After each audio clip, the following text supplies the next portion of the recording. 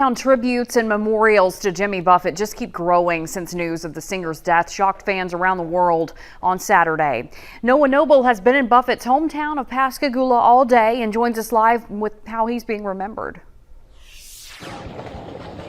Well, Jennifer, this is a loss that hits close to home. You know, Jimmy Buffett was loved and adored by so many people. In fact, here at the Buffett Bridge, just off the Pascagoula beach here, there's been people all day long bringing by little tokens of appreciation and remembrances. Even his childhood home has a plaque in front of it. It just goes to show how much the people here in South Mississippi appreciated and loved Jimmy Buffett.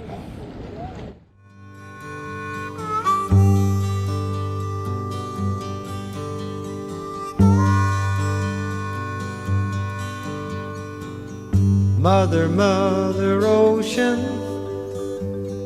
I have heard you call. Outside Jimmy Buffett's childhood home are messages of love and remembrance.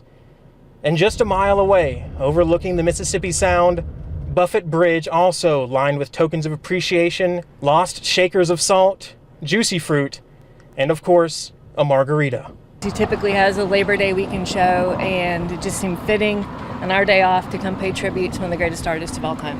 But we also brought some flowers and left them over here at Buffett Bridge. I've been a fan since I was about 5 years old, and my brother would play cassettes and drive me around in his Ford Bronco. And in 2012, this guy and I met in the parking lot tailgating at the Woodlands before Buffett's concert that night. Billy and Amanda Brown met at a Jimmy Buffett concert in Houston. They were vacationing in Florida when they got the news, and on their way back home to Texas, they couldn't help but stop and pay their respects. I thought it was fitting that I was waking up on the Gulf Coast hearing the news that he had checked out to go play his ultimate Labor Day weekend show in heaven.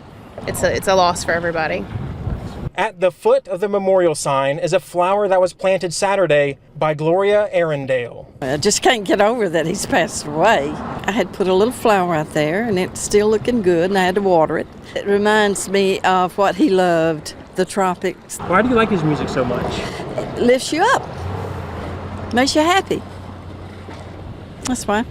More than his music, Jimmy Buffett's lifestyle was also an inspiration for so many. Like Tom Brown, who shared a beer with Buffett during a Jazz Fest show in Chicago. I just always embraced the escapism part of his philosophy. And I learned to sail because Jimmy Buffett sailed, and I eventually got a small seaplane because Jimmy Buffett had a seaplane. In downtown Pascagoula, Scranton's co-owner Richard Chenoweth is gathered with friends as they remember Buffett and his frequent stops at the restaurant. Every time, he'd come up and hug us and everything like that. And he was just a great guy, great personality. What you saw on the stage was the way he was in life, with the words and the music and the songs and everything like that. And so people connected to him, and he was genuine.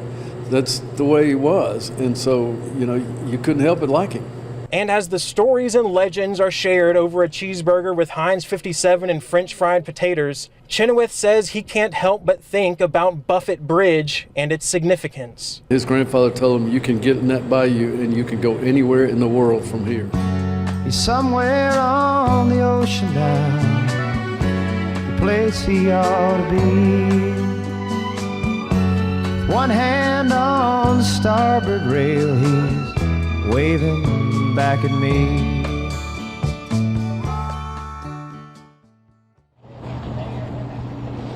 As an Ocean Springs native, I spent many of summers as a kid out on the barrier islands with my parents and their deep sea sports fishermen, and Jimmy Buffett was the soundtrack to my entire childhood. I can't help but think of the lyrics to my dad's favorite Jimmy Buffett song, He Went to Paris. The closing lyrics are, some of it's magic, some of it's tragic, but I've had a good life all the way. Live here in Pascagoula, Noah Noble, WLOX News Now.